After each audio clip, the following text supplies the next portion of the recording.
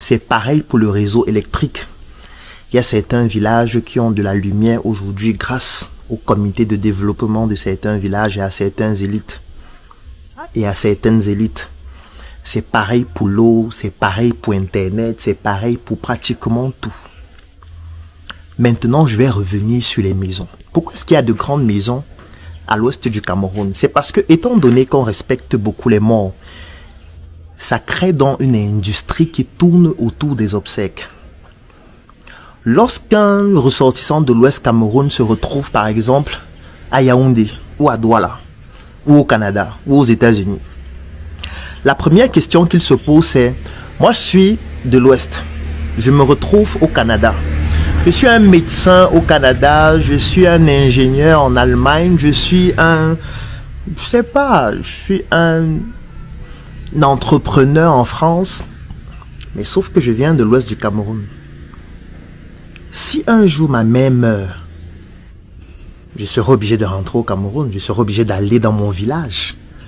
Et quand je vais aller dans mon village, je serai obligé d'inviter mes amis, d'inviter mes collègues pour venir pleurer ma mère avec moi.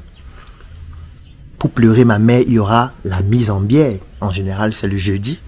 Ensuite, il y aura la veillée avec corps, qui en général est toujours le jeudi soir. Ensuite, on va aller au village. Le jeudi, parfois très tard dans la nuit, ou le vendredi très tôt. Et quand on va arriver au village, on va passer le vendredi au village. On va passer le samedi au village pour les obsèques officielles. Parfois le dimanche, on va faire les funérailles. Je vais parler des funérailles dans une autre vidéo. Ça, c'est pour ceux qui décident de faire les funérailles directement. D'autres vont faire les funérailles quelques années après.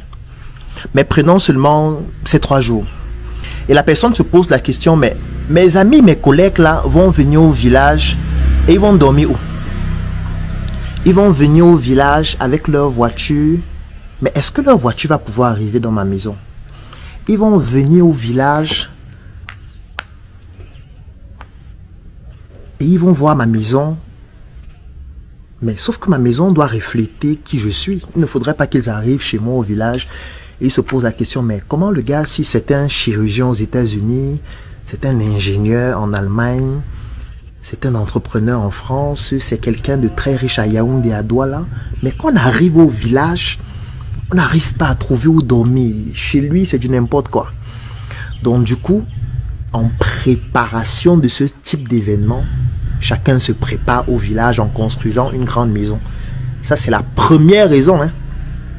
Pour certaines personnes, ça peut être d'autres raisons prioritaires. Mais ça, c'est l'une des raisons primordiales. De se dire, si ma mère décède, il faudrait que quand les gens arrivent chez moi au village, ils puissent respecter. Parfois, sur Internet, les gens disent le proving, le demonstring, le Claudel Numbisiring. Et les gens rient. Non, le proving peut aussi permettre de développer un village. Sauf que là, c'est un proving basé sur la culture, basé sur nos traditions, basé sur le respect des morts et basé sur le culte de nos ancêtres. Donc, ces maisons, la plupart des fois, c'est pour prouver que je suis puissant. Donc, même dans mon village, je suis aussi puissant. Donc vous allez arriver au village le jour des obsèques de sa mère, le jour des obsèques de son père, le jour des funérailles de ses parents ou de ses grands-parents ou de ses arrière-grands-parents. Vous allez arriver au village le jour où peut-être son frère est décédé ou même le jour où il est décédé lui-même. Et vous allez découvrir vraiment